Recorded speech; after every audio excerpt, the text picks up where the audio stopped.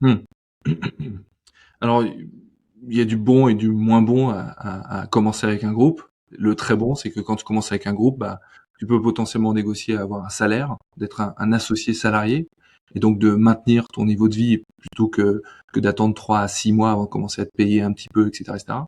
Moi, j'étais dans une phase en plus personnelle où, j'avais mon premier enfant, j'avais, un achat d'une maison à retaper, j'avais et je lançais la boîte, tu vois, donc j'ai passé deux années qui ont été un peu compliquées, mais c'était une assise financière qui était quand même assez confortable.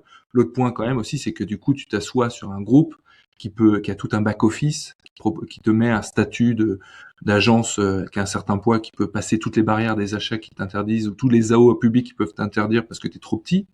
Tu as un service commercial, tu as tout un service tu as d'autres métiers aussi sur lesquels tu peux t'appuyer. Et puis, l'agence a aussi déjà beaucoup de clients. Donc, franchement, comme base de démarrage, c'est plutôt confort pour pouvoir progresser. Après, et puis, le gros intérêt aussi qu'on avait, c'est qu'ils ne connaissaient pas en interne notre métier. Donc, on était libre de faire ce qu'on voulait, de faire nos choix, d'investir dans des outils, d'investir dans des humains, voilà, de pouvoir, on avait vraiment carte blanche.